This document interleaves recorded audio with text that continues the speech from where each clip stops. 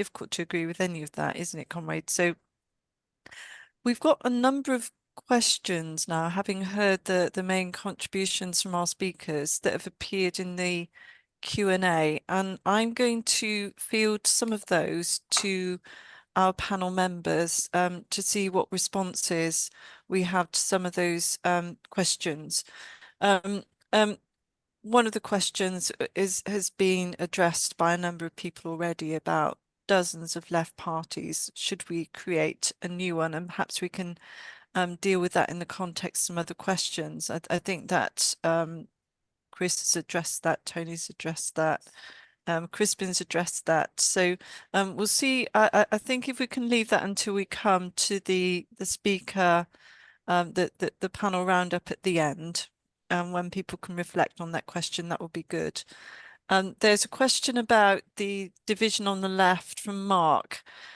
The most important division on the left is that between revolutionaries and left reformists, rather than those inside and outside of the Labour Party. I don't know if you want to go into that in a lot of detail, but in the meeting today, we've seen a lot of divisions about a lot of things, and as far as I can see, they're not specifically between revolutionaries and left reformists. Does anyone have anything to say in response to that question?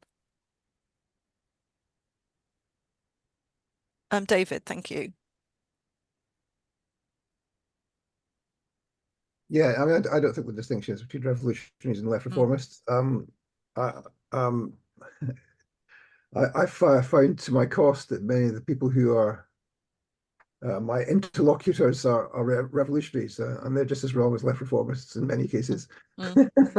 Yeah. But the thing that I think, I mean, I appreciated Graham's comments, didn't agree with all of them, of course, but the question of context is really important. Like, we should remember that the context here is not just the context which Graham was painting in about of UK politics, but the context, of course, is also the international scene. And I don't just mean that in terms of the importance of anti-imperialism, although that's, of course, a big part of what I would say, but I mean it in terms of the changing geopolitical context. And I think we perhaps aren't as aware of this as we could or should be, and maybe we especially in an election period, we turn to the minutiae of whether the Revolutionary Communist Party has got it wrong on two states or whatever, and forget the wider context. But the wider context, of course, is that we're moving to an era of multipolarity, and that means that the US power is continuously, not in a smooth kind of way, but continuously declining. We've seen that in relation to Yemen, we've seen that in relation to Ukraine, I would argue, but that's going to continue. And the BRICS partners, especially China, Russia, and Iran, are going to continue to increase their influence, power, especially the Chinese soft power, over the coming period. And I guess people agree that that's the case, although they might have differences of emphasis. But I think what's important for us to realize is that means for us and for every other European country, a precipitous decline of living standards is about to get much, much worse. The Americans have effectively destroyed and deindustrialized Germany through the whole Ukraine experience. We are about to have the launching of conscription in this country and in other European countries, because the people in charge of our country want to take us to war with Russia. Now, it's a war which obviously nobody wants, but it's also a war which we will lose. I think people aren't as aware of that as they should be. We will lose a war against Russia. And those kinds of tendencies, the collapse of industrial production base, the oncoming war with Russia, which we're going to lose, these are going to have really extremely precipitously negative effects on the UK, on other European countries, and of course, in particular, on the working class of those countries. And I think that's a part of the context when we're talking about a socialist party now or a movement that has to be factored in. So that's one of the reasons I think we should have a party sooner rather than later. Sure, and that addressing the material conditions of people that need it. It was I thought it was very significant that on his first day, having been elected as Prime Minister, Starmer arranged a call with Zelensky and offered additional support to Ukraine of all the things he could be doing on his first day in office. So yes, and we have to be watching that conflict with Russia. And again, of course, it's another diversionary tactic, as well as having an impact on the material conditions of people who have very little to start with. I'm going to take a question now from the floor before we go back to the Q&A, because I can see that Steve Freeman, you've got your hand up. Steve, would you like to pose your question, please? I'm going to ask you to unmute. Comrades, thank you for all your contributions, thoughtful contributions. It was not going to be so much a question, but I can turn it into a question, I guess. Sure. So that's what I'll try to do. Try to turn a comment into a question. Well, I would want to argue that we're in a very different period in this country to anything we've seen before. We are living in a period where our democracy, i.e., the Westminster system of parliamentary democracy, is collapsing under our feet. That's what we are seeing. We are seeing that, and you can find this in the votes that if you study the votes at the election, we've numbered the people who actually went out and voted, the decline in the support for the two parties, the 40% that didn't vote, which is, you know, the fact that the total votes of the Tories went down and the Labour Party went down. And the fact that the rise of reform, you know, which is quite an amazing thing to happen in terms of our traditional politics, by the way, or even these 5 independents, our political system is in a deep crisis. And nobody, I have to say, is really addressing this problem.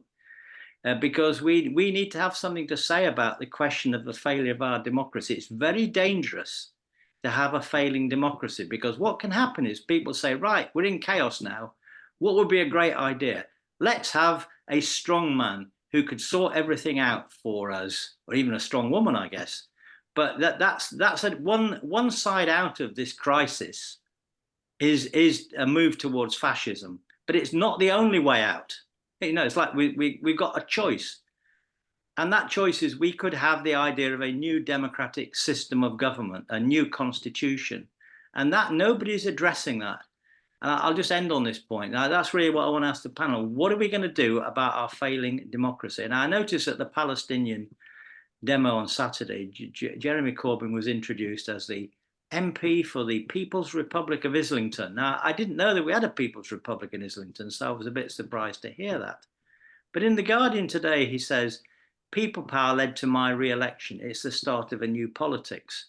And I think in those two things, we have to think about a new politics, because we cannot remain stuck in the political crisis that we're in. And I'm afraid to say, either the social democratic left or the communist left do not take seriously the question of democracy and what that means for the people. So that's my question. Sorry, it's a long way to state all that. No, I understand that, Steve. So, and we've looked at the data. We've looked at the fact that the Labour Party only had 20% of votes of the voting electorate, and we've looked at the fragility of the so-called landslide. So, I think many people now are asking that question about failures in democracy. So I will put that question to the panel. How do we address that failing that we can see now in our democratic system? Graham?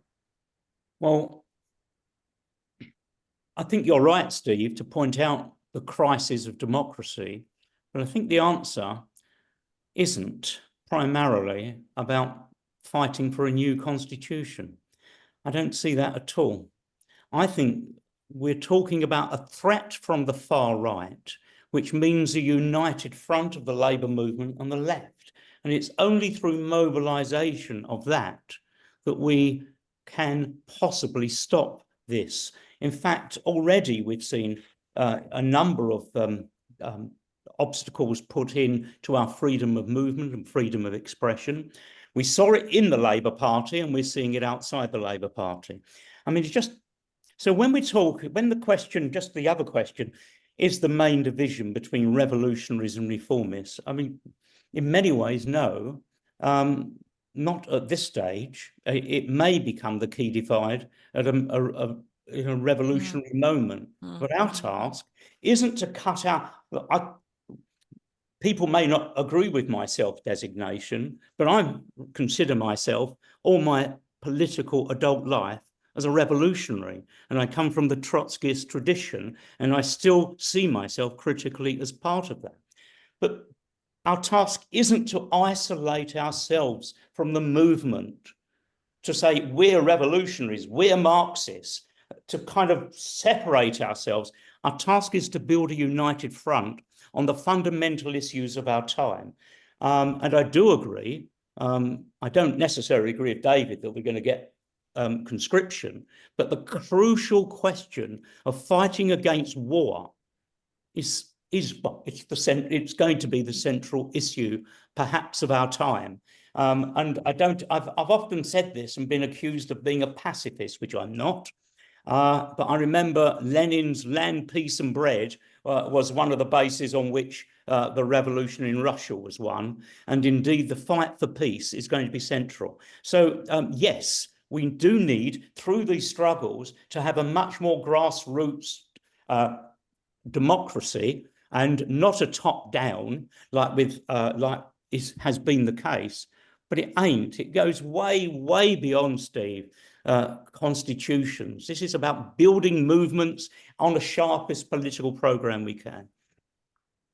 Thank you, Graham. Any other comments from the panel? Chris, thank you. I'll come in. Yeah, I mean, I think people are getting the support for reform out of kilter, really. I mean, if you look at what they achieved in this election, it's not very much better than what the UKIP achieved in 2015. They got 4 million in 2015, well, just under 4 million, and Reform got 4 million in this election, albeit on a lower turnout. But I do think there is scope now, because of the democratic deficit that's been obviously created now by the very low turnout, the very low vote for the Labour Party, and the massive majority that they've now got for electoral reform. And I think we should and indeed should be collaborating with Reform on that particular issue. Let's agree where we agree. And they're now calling for electoral reform, and we should absolutely be joining in that call as well, because we will benefit from that if we were to get electoral reform. Now, it's probably unlikely that, given the Labour Party has actually benefited from this broken first past the post system and have achieved this massive majority, that they will concede that. However, there are people inside the Labour Party, senior figures, who do support and have supported electoral reform for some time. But I do think this is an issue that we should be pushing and sort of extricating it from the cul-de-sac of the Liberal Democrats and sort of the political kind of psephological anoraks who've been the mainstay for the campaign on electoral reform, and actually, popularize this as a way of actually bringing about a good society. And I don't think there's been any better time now, given the outcome of this particular election. And I'll say, let's just not get the support for reform out of hand. I think we're overstating the progress that reform has made. As I said, they haven't advanced on where they were nearly 10 years ago. Yeah, fair enough. They've made no more progress than the Lib Dems or the Independents or anybody else. Thank you for that, Chris. Any other comments on that point about democratic reform before we move on? Yeah, I mean, I agree with Steve about the crisis of democracy, but again, like Graham, I agree it's not a matter of having a constitution. After all, the United States has a constitution. I don't see it as a particularly democratic.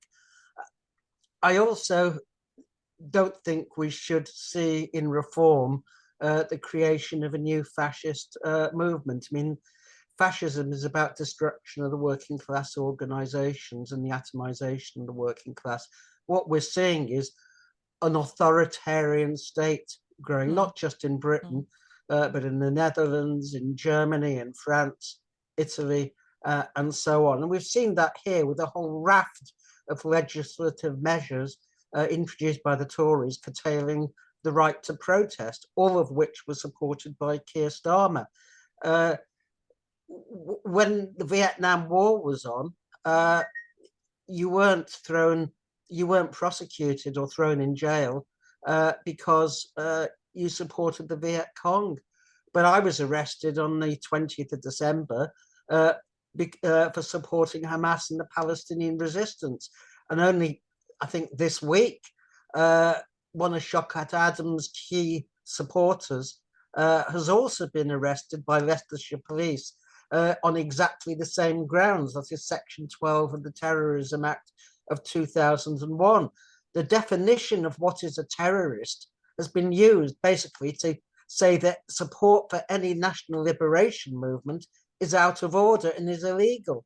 And that is something that is extremely worrying. And I say there's probably been 100 people now who've been arrested under this. So the Tories, now Starmer, have been going headlong for prosecuting supporters of the resistance to Israel's genocidal war, because that is what it amounts to. So there is a need to also incorporate and work with, in a budding socialist movement, the direct action movements, which, like Just Stop Oil, which was subject to police raids very recently, to be able to work with these movements, because a mass working class party, a mass workers party, will not come out of thin air.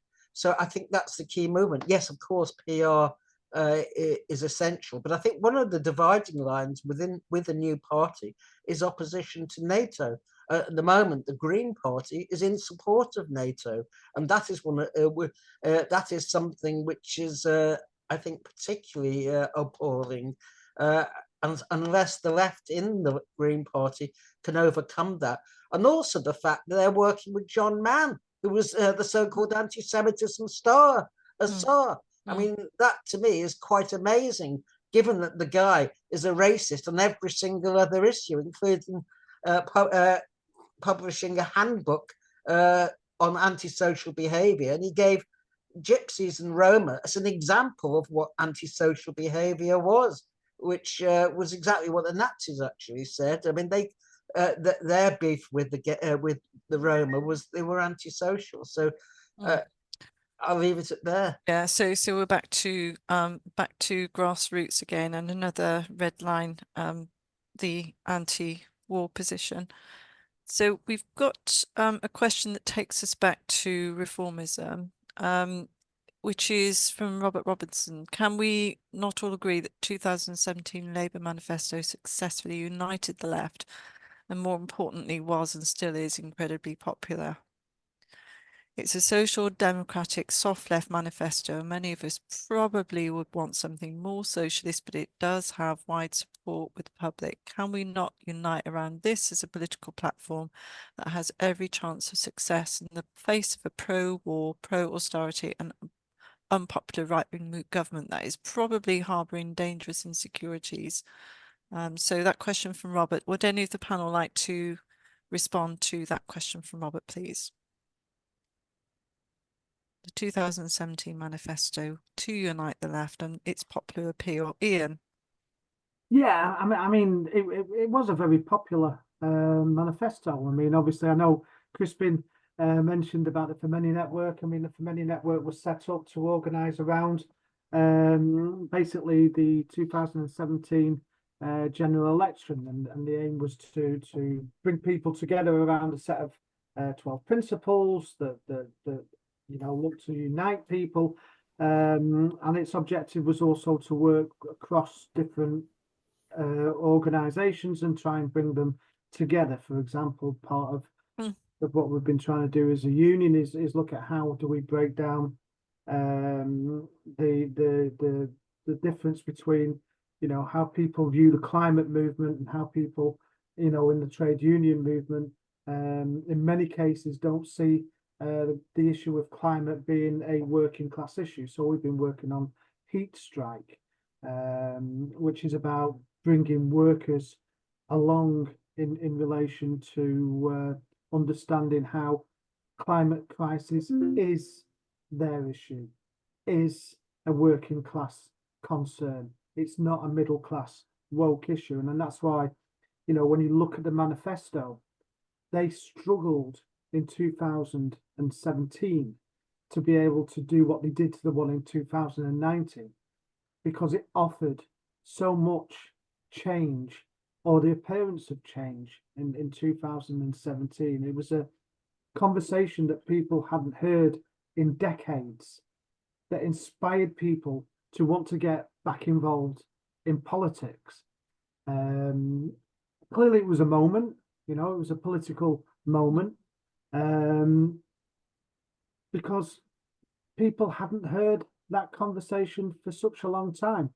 And I think that's what was really, you know, inspiring about it. And that, I think that's one of the problems that the establishment and the right, you know, and the media have, is because unfortunately they uncorked that hope and opportunity in that manifesto that made people think that politics was really important, that could really change your future and it could really improve your life. And I think that's what's also become so very frustrated, because we see what happens following that election. We see, you know, how they undermined that aspiration for real change and real hope in society. So I would agree that the 2017 manifesto is, I'm not saying it doesn't need updating, but I would agree It's that a start. we have a document there that we could unify and unite around. Thank you, Ian. And Chris wants to comment as well. Chris. Yeah, I mean, the 2017 manifesto is a curate's egg. It is good in parts, but as somebody pointed out in the chat, it also committed the government to supporting NATO. And I come back to the Workers' Party, and I make no apologies for that. People need to get over George Galloway's social conservatism. People are obsessing about the fact that George has socially conservative views. He's never made any secret of that. He was very clear on his socially conservative views when he was a member of the Labour Party. I mean, I think people suggesting that he should hide his socially conservative views, they're not the policies of the Workers' Party. And if people are looking for something to get behind, something simple, something that's straightforward, something that actually encapsulates the best parts of the 2017 manifesto, they could do worse than looking at the Workers' Party's 10-point plan, which actually talks about, you know, bringing the utilities back into public ownership, providing free education from cradle to grave, getting rid of tuition fees and so on, you know, investing in our public services, creating good quality jobs, sorting out the housing crisis in this country, putting at the very top of the agenda an anti-imperialist position, actually challenging NATO and calling for a referendum. And let's start having some of these debates about some of these big and important issues. So the 10-point plan goes much further than the 2017 manifesto. As I say, does encapsulate the best parts of the 2017 manifesto. But again, I think, you know, people are again, you know, sort of obsessing not only about George, but also about Jeremy and harking back to, you know, Jeremy's period. Look, Jeremy's, you know, finished, in my opinion. It's kind of over that period. We had a chance and we, you know, and it was flunked. We didn't actually, you know, take the opportunity when it was there before us. And, you know, Jeremy and the people around him obviously have to take a responsibility for that. And I agree with the points that, you know, that David making in his opening remarks. I don't want to repeat that. But that's what I think we should be looking at, Esther, at, you know, something that's concrete, something that's, you know, sensible and accessible, rather than necessarily, you know, harking back to 2017 and somehow suggesting that, you know, that was a great panacea, because it certainly wasn't. I'm not saying that the 10-point program is a panacea, but it's certainly a good starting point and something I think which is accessible and something that, you know, people could easily get behind. So that's my plea. Stop obsessing about George and start focusing on what the Workers' Party is actually saying. Yeah, sure, Chris. And somebody in the chat has commented that the 2017 was pro-NATO and pro-war too. So take your point, absolutely. David. I mean, I think that just to come back on, to follow on from what Chris is saying there, is that yes, we need a common agreed program. There's quite a lot that we agree on, and we should develop that program. I'm skeptical about this idea that we can't have a party now, whether that's the Workers' Party or any other party. And I mean, to develop these networks, because it seems to me that the networks that are on offer for us to develop are problematic. I mean, we learned the lesson, didn't we, of an individual owning a company which provided resistance and a network to build in support of Jeremy, and that, of course, was called Momentum, which was owned by John Lansman, and it appeared, of course, it was co-founded by James Schneider, let's remember, and it appears from hindsight that this was a data grab and a means for manipulating the left rather than building the left. I don't believe that the current containers for a network to build towards a party are any different from that. We are, what's it called? We Are Collective. It's owned by two people. It's a business owned by two people, one of whom is a card-carrying Zionist, which makes vague comments about building towards a party in the future. I don't believe that's any different to Momentum. And Assemble, in a way, is even worse. I mean, Assemble comes out of the XR, Just Stop Oil school of activism, which, when you trace it back to its funding sources, has some very deep and dubious connections to the deep state. And I think we should be wary of the deep state and intelligence connections in all of our vision for going forward, because these are the mechanisms by which we will be defeated. People don't say that the Workers' Party has connections to the Rosa Luxemburg Foundation or the Rockefeller Brothers or any of those sources, because it doesn't. And that's what I would say to people. Look, if you want to build a network, fine, but don't build it within the proffered containers, because those are proffered containers which are designed to defeat the left. That's very useful information, David. Thank you. I've got one more question that I want to put to the panel from Les Levido before we move on to your final comments, panel, on what you've heard this evening. So Les asks, by what means can a left-wing party programme be shaped through mass democratic participation so that many people make commitments to build support for the programme and its election candidates?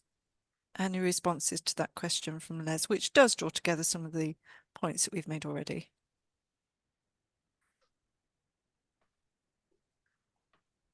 Perhaps we can leave that question as one that we do need to answer, because that kind of common cause that Ian's talked about, and that building a mass programme is an important one. So Can I just say briefly then, just in response to that, if nobody else wants to comment, then Esther, I mean, it's just doing the hard miles at a local level on the ground and start building, community support for the sort of program that we would all want to see, and getting involved in mobilizing people at a local level, and maybe making a run for the local council, as I was saying in my opening remarks, to start building that base. And I mean, this is what we're intending to do, for example, in Derby. And that's where we need to, I think, sort of start, in each of our local communities in that sense. In a sense, we can talk about the big picture, and that's important, but we can't necessarily influence that. But we can influence, maybe we can influence it to some extent, but what we can influence certainly is at a local level, and mobilizing some of the people who have been inspired by what happened with the independence and the success of the Workers' Party, notwithstanding we didn't get any people elected. Let's build on that and try and sort of build a base in local government. In a sense, it's sort of, in a way, some of the stuff that Jeremy's talking about. But that's where I think we need to start at the local level. Yeah, thanks, Chris. And Crispin wants to comment too. Thank you, Crispin. Yeah, I kind of what Chris is saying, actually, but I just think about 2015, where people locally set up their own groups in support of Jeremy, and that was the basis of the whole success of his leadership, was people locally inviting him to a rally and then building a group locally, and then that became a local momentum, and then momentum took over the local stuff. I think that's exactly the model we should be working on. I think people should just be building in their local area, and hopefully there's a vehicle, a party that everyone can be part of, that's democratic, where there isn't top-down leadership, where they can put forward policies and suggestions. And you know, I don't know the mechanics or the legal stuff about the Workers' Party, but I think they've got a good basis. If their structure can be democratic and from branches upwards, and the policies can all be drawn up by membership. So some of the policies that some people are saying they don't like, they could be changed. But if there is something that's almost ready to go, then maybe that is the way to go. And I think it is from a local start. Anyway, I'll leave it there. Thank you, Crispin. So now we're going to ask for 2 minutes from each of the panelists, just to give their closing thoughts on the discussion this evening. And we'll go in order that our panelists spoke. So Chris, over to you first, please. Well, very, very briefly, and picking up on some of the points that were made in the opening discussions, Esther. I mean, I think, first of all, I think it's clear that, and I made this point in the chat, actually, the Tories were not smashed at the general election. The Tories actually won the election. Because we're now actually done. Well, as I can see Graham shaking his head. Of course, he won the election, Labour, Graham, yeah. Because we've now got a parliament that is stuffed full of people on the Labour benches and the Tory benches that are totally committed to neoliberalism, totally committed to the war machine, and totally committed to imperialism. And that's a real challenge, it seems to me. And if we're going to rely, or suggesting in any way, shape or form that we should rely on anybody sitting in Parliament at the moment for some sort of salvation, we are utterly doomed. There is nobody in Parliament that's going to come riding to the rescue on a white charger. I'll take, for example, Diane Abbott's contribution in the House on whatever day it was, where she made an almost tearful speech about the fact that when she was first elected to Parliament, there were only 40 women, and now there are something like 232 women. I think she was making the point, and was very emotional in that in what she was saying. I say, so what? We've got 232 women. So what? Because they're all scumbags. They are all supporters of neoliberalism. They're all supporters of the war machine. They're all supporters of the Zionist lobby in this country. So the issue is not whether you've got more women in Parliament, not whether you've got more black or brown faces in Parliament, not whether you've got more gay and lesbian people in Parliament. The issue is, have we got people in Parliament who are socialists? Have we got people in Parliament who are concerned about class politics? Have we got people in Parliament that are concerned about economic inequality? We haven't got anybody apart from maybe Jeremy, and we've gone through some of Jeremy's weaknesses in the discussion this evening. So that's what I would say. You know, don't look to anybody in Parliament. We need to build from the grassroots, as I was just saying a moment ago. And, you know, people keep talking about, you know, well, we need to maybe create a party. We've got a party. The Workers' Party has demonstrated that it is a relatively successful and popular party. People need to sort of get involved, participate, join in the process of building that movement from the grassroots up, because we are facing enormous challenges, aren't we? And I think David was making the point earlier in one of his contributions.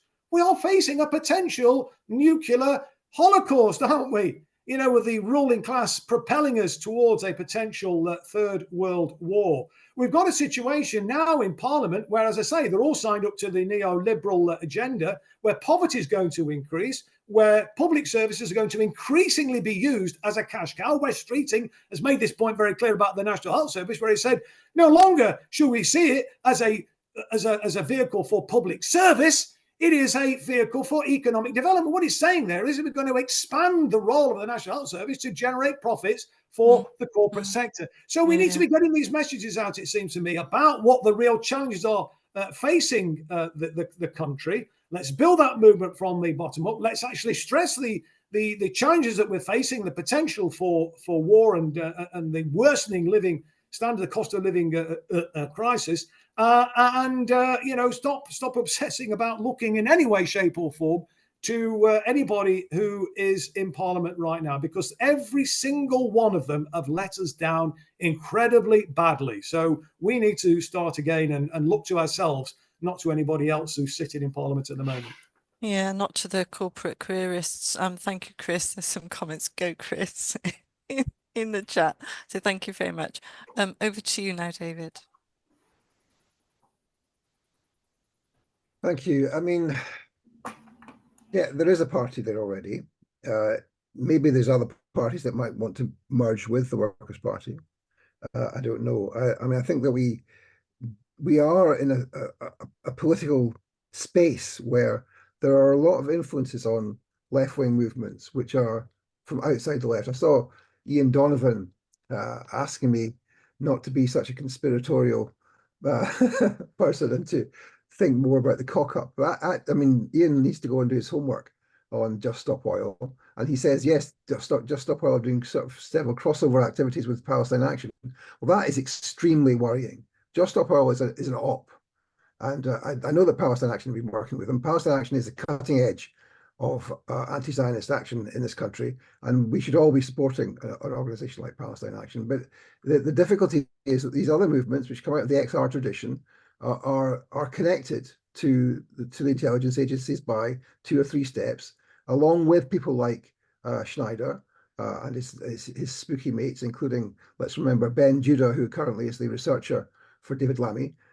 These are extremely negative impacts, or will have extremely negative impacts on the left. Assemble comes out of that same stable. It's not a movement which can just improve the democratic credentials of decision making and somehow be a corrective to the Workers' Party. No, it's an op.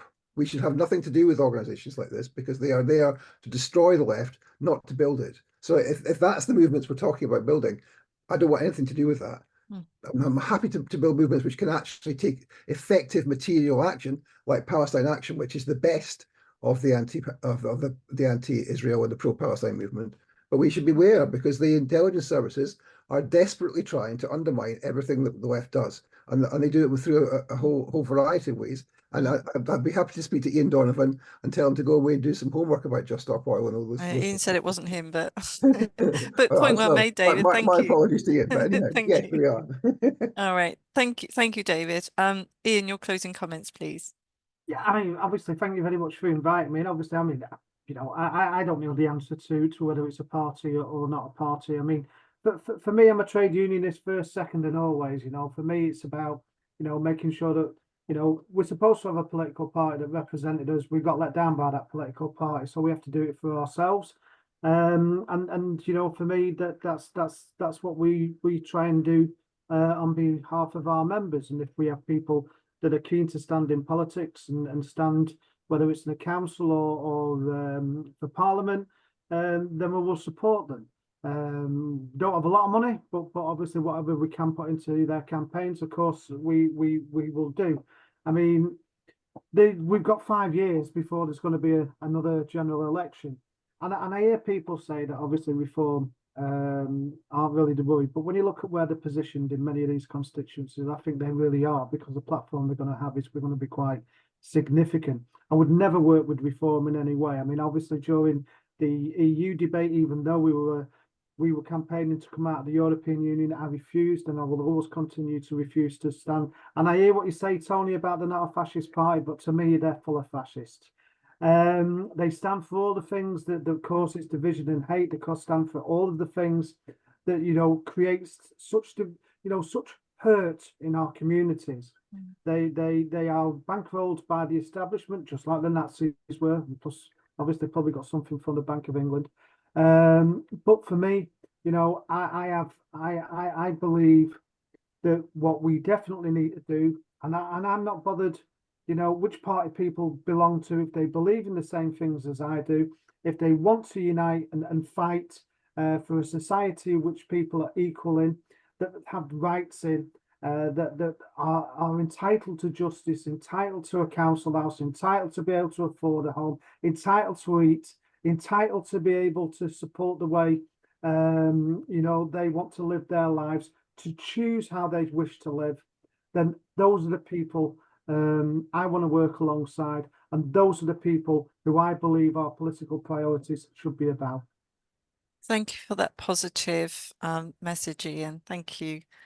Graham, over to you, please. Well said, Ian. Under no circumstances ever alliances on any issue with Reform UK. I think it's nonsense. I think this is another example of a red-brown alliance. We should learn the lessons of what happened in Nazi Germany. No.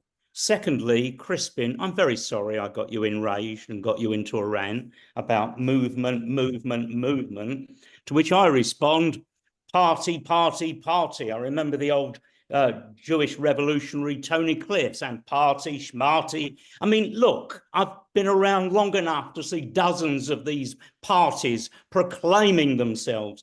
You don't create parties by putting up a red banner with the word Soviets on or whatever, and just think the masses will follow.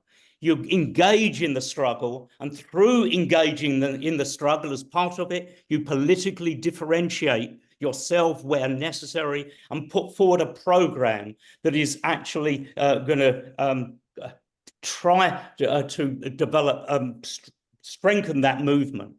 And I mean, I don't know where to begin, Chris. I mean, I think the world of you. You were the one MP who stood by Jackie. I'll never, ever forget that. Well done. But you said exactly word for word what a comrade, a very good comrade of mine, said on the Red Line programme that's just out on the election. Well, the Tories weren't annihilated, they won.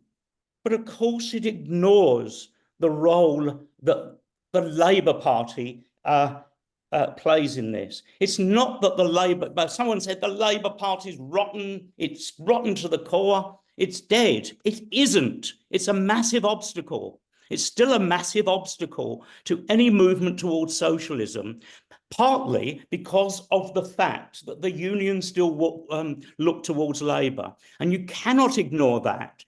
People say, oh, it's just a formal alliance, a formal affiliation. I fear it's more than that. And if we're talking about building a new party, we have to take into account the thousands and thousands of socialists that still remain in the Labour Party. Bigger, I hasten to suggest, Chris, the number of socialists than are in the Workers' Party. So it's not join us. And it isn't just a question, George is just not one member. Come on, he speaks. He's got the public view. And when he says his crap on asylum, people will no doubt associate that with his party.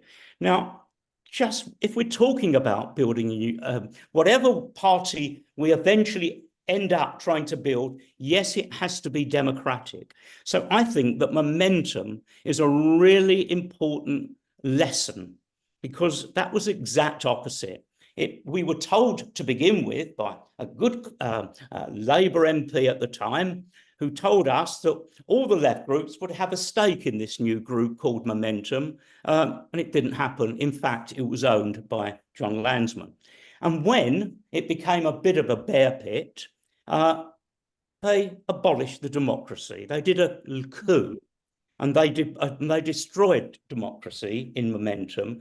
I think I don't know what prospect it ever had, but certainly that was the end game, and Momentum then became useless, in my opinion, in terms of rebuilding a Labour left or a left beyond Labour.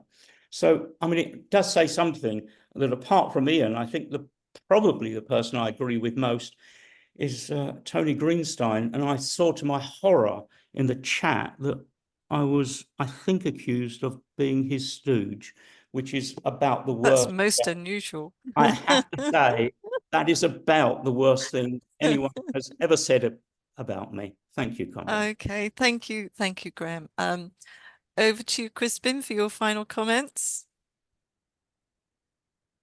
Right, yeah. So look, I just want to come back on Graham, because the Workers' Party received the highest vote of a left of Labour Party since the war in this last election, which is significant. It isn't just another party. It did really well, and in a very short time, The leader has been the focus of it, and this criticism of George Galloway as somehow talking on behalf of the Workers' Party. I mean, Keir Starmer calls it his Labour Party. So with that criticism, anyone who's in the Labour Party is endorsing Keir Starmer.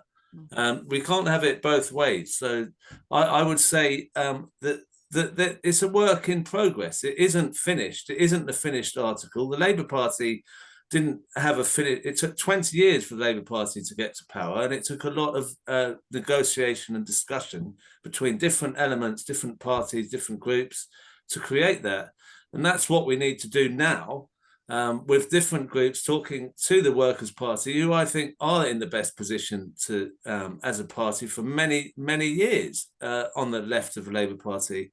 And I would like people to stop denouncing something without thinking it can be changed. I mean, people believe the Labour Party could be changed for decades. How many people here have stayed in the Labour Party over their time trying to change it? And yet people are saying we can't change the Workers' Party. I mean, that's ridiculous. I mean, I know people who are still in the Labour Party who still think it can be changed. And for anyone who's been in there and tried it, you know, it takes a while for it to sink in. But the point is, the Workers' Party can be changed as likely as the Labour Party can be, and could become a vehicle. And I'd love to see all the panel on here in the Workers' Party campaigning, standing in elections, getting in council elections, and then for Parliament, and then chipping away at Starmer's majority. Because I kind of agree with Chris. There's no difference between the Labour Party and the Tory Party. It's kind of it's a bit pedantic to say that the Tories got beaten when the policies are the same. Anyway, I'll leave it there. Let's thank you to the one and only Crispin. Okay, well, thank Tony you. will correct me on everything. So Tony, we've got less than 1 minute actually, but go on. I'll Final take comments, one or please. two more, I think. Yeah. Firstly, my apologies to Graham for the fact that someone accused you of being my stooge. If only that were to be true, but of course it isn't. I think you are your own person, just as I am mine. Look, it's been a very interesting discussion, and it's good we've had these ideas out. But one thing that people haven't mentioned, of course, and which is holding us back and has held the left back for the last 40 years, is the decline in working class struggle, trade union struggle. And that is really a crippling effect, because it's been the kind of movements, whether it's the Just Stop Oils, or the Palestine Actions, or the XRs, who've taken the lead on many issues. But that hasn't resonated inside working class communities in this country, which have been left with the Labour Party and very little else. And that is a real problem for us. And one of the areas of struggle has to be against the trade union leaderships, people like Sharon Graham, who's pro-NATO, and all the others, who are more afraid of their own workers, of their own members, than they are of the bosses and the ruling class. And that is something we have to overcome. And that is hopefully what a socialist movement would address. And in terms of a socialist movement, well, we've had a large number of local campaigns in the constituencies, some of which have been very successful, have made a great impact. And we have to now develop them and say they shouldn't be going away and packing up now the election is over. But we have to work toward building a socialist movement, out of which hopefully will come a mass workers' party. But I do have to say to Chris, the Workers' Party is very important, and it will hopefully be part of such a movement, but it isn't that party, and that has to be, I think, clearly understood. Just in terms of electoral success at the recent election, the Workers' Party, 17% of their candidates saved their deposits, whereas 26% of the independents saved their deposits. So the Workers' Party has strength in certain areas, but a lot of its candidates got extremely derisory votes. So I don't think you can overemphasize your strengths. But when you say stop obsessing over George Galloway, well, George is not just a member of the Workers' Party, he is the leader of the Workers' Party. And when he starts coming out with the same sort of nonsense on refugees and asylum seekers as Farage, presenting them as a problem, and I think we really have to tackle this head on. We have to say that refugees and asylum seekers are not a problem. They do not take away jobs. They do not siphon off social resources. On the contrary, they're integral to actually building our welfare state in many ways. They're the most productive elements because they draw least on the social services because they're young. We have to rebut this idea that refugees and asylum seekers are the scapegoat. And if a leader plays into that narrative, then I'm afraid many people will not work with him because, not because they're obsessing about him, but because he's playing into one of the cardinal strengths of the far right. And although Reform is not a fascist party, in my view, it is certainly an authoritarian movement of the right, and one which is very dangerous and one which we have to combat. So we have to actually be clear that we put an extreme distance between ourselves and Reform and the far right of the Tory party, Suella Braverman and so on, who are arguing for a link up between the Tory party and Reform.